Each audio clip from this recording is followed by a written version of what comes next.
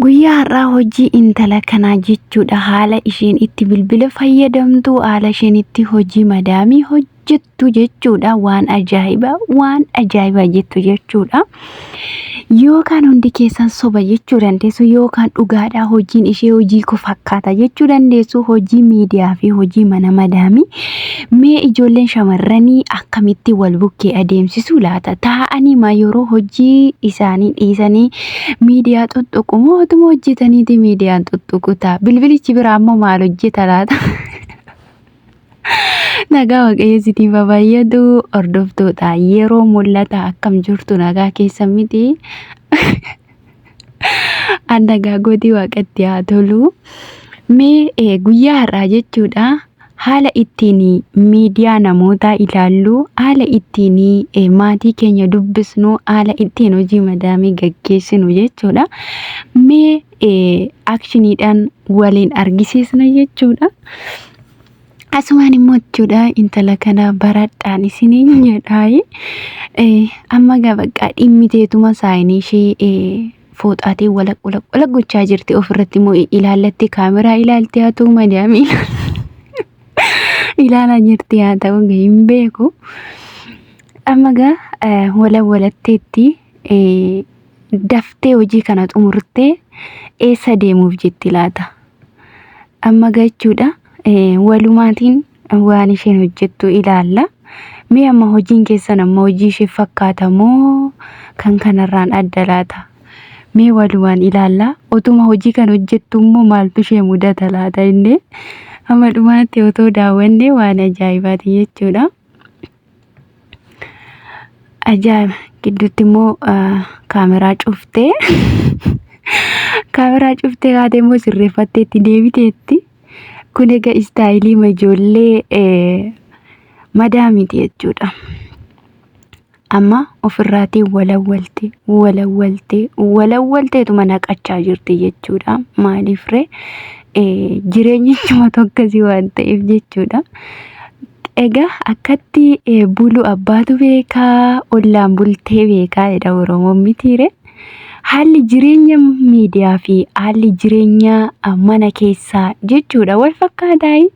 Yeroo dhiqannee dibannee shurguddannee gara miidiyaa kanaatti baanuu fi yeroo kushina keessa hojjennu jireenyi waliif fakkaatu.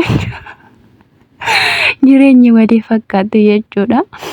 Kanaaf amma mucaan noormaalii ishee jechuudha uffata ishee akkas gabaabbatu. Warri madaamota uffata gaggabaabaa akkasii jechuudha. Jilba nama ga'u malee hin bitan waan ta'eef akkasitti shurguddettee jechuudha. Amma biiroo ishee keessa jirti jechuudha. Amma isheen of argaa hin jirtu garuu kaameraan ishee waraabaa jira jechuudha. Egaa haala kanaatiin qodaa ishee sirreeffachaa jirti jechuudha.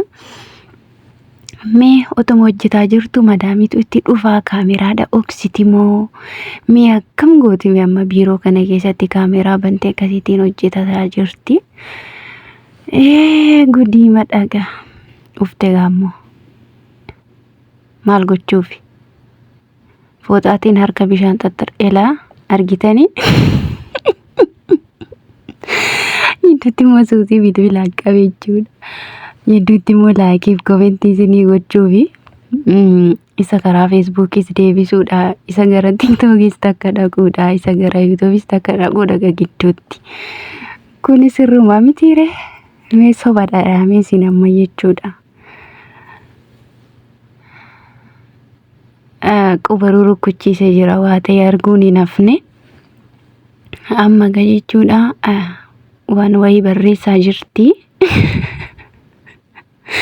Harka bishaanii xaxxaragattee haate waan ta'eef dafee kana barreessee dafee akkas godheen amma hojii ishee hafe xumurattee kaatee lafa goote. Hidhachiise jechuudha dadhabbiidha. Maalan godhatti? Gidduutti immoo kaameraa cufuufi hojii isheetti kaatee gaa. Mana ishee walawwaluu fi hojii ishee saayinii ishee hooma ishee fixatteetti. Amma daawwaatti mana walawwaltuutti bishaan naqatte. Anaani giiftee anaa dadhabu yaa jireenya biyya ormaa. Amma gaa isheen chaataa galtee barreessiteetti. Bilbila lafa goote. Garuu namni biraa gaafa onlaayinii ilaaluu waanuma teessoo wayii itti fakkaatama. Sinii galee miti waanuma onlaayinii irra chaataa bantee teessu fakkaata. Bishaan ittuu jalaa nam'e. Akkasii kun ola. Otoo harka bishaan qabu, otoo bishaan xaawulaarra jiru. Bilbila achuma gadi kaa'u jira. Kun ola. Bilbilli amma banaadha amma chaataarra daataarra. Garuu isheen akkasitti hojii hojjetaa jirti jechuudha. Itti bilbilame.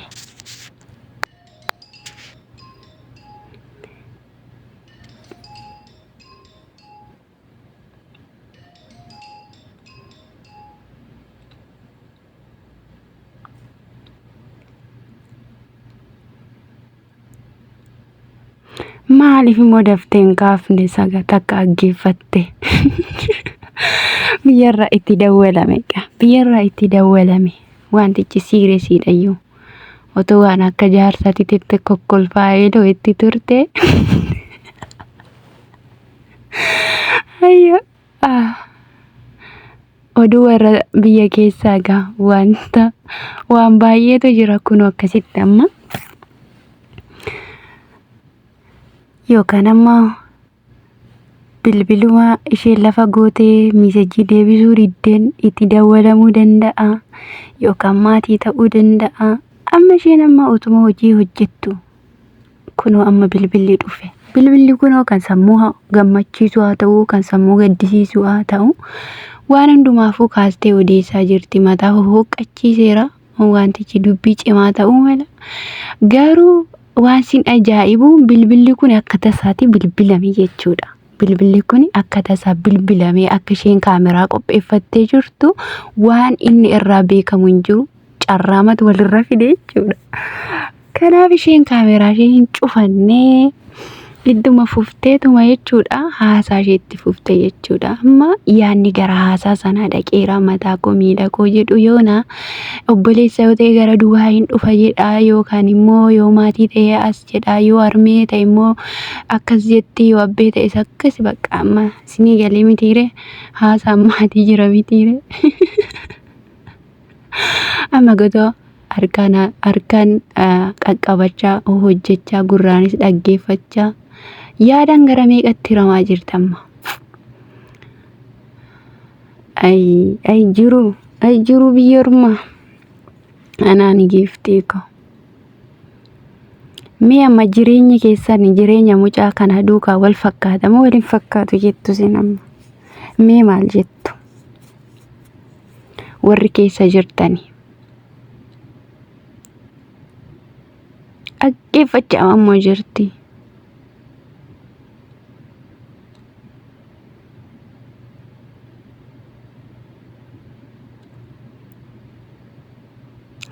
Amma akkam gochuumaaf kaameraa macuufattee ammoo odeessitu yoo jennes immoo amma yaadni gara kaameraatu hin taane gara haasaa sanaa deemee jira kufuuf iyyuu.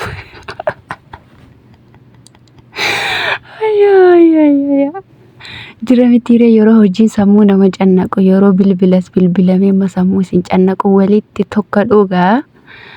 Garuu shamarran keenya kanuma dandeessanii keessa jiraachuun keessan jabina guddaa qabdu jechuudha. Jabina guddaa. Gaafa akkasitti sagalee maatii waliin odeessanii waanuma iddoo gaarii tokko dhaabattee shaashambaa jettee maatii dubbistu wayii barra itti fakkaata amma yoona. Kun amma bilbila lafa keewwatte. Asitti immoo biiroo ishee keessaa baatee jechuudha gara kutaa ishee galteetti egaa. Asitti immoo jechaadha hojjettu mootummaa taateetti. Kanaaf jireenyi dhuunfaa yookaan jireenyi namummaa inni noormaalii fi istaayiliin miidiyaa jechuudha. Gaafa ufanii kokkolfanii shirri guddeedhanii miidiyaa kanarra dudubbatanii namni waanuma akkas jiraattu wayii itti fakkaata. Garuu haalli itti ijoolleen keenya hojjetanii haalatti ittiin maatii isaanii hojii isaanii miidiyaa isaanii gaggeeffatanii waa biraadha. Kana kan beeku waaqa duwwaa dhagaa obsuma sinaa laatu nuuf haalaatu inni siniin jedha. Mee yaada kanarraa maal barattu? Jireenya keessanis yaadachiisa. Akkasuma immoo kunis hin darba jecha abdiidhaan warri eeggattanii Waaqayyo isin haa gargaaru. Viidiyoo kanaan gadumaatti waan ilaaltaniif ulfaadhaa.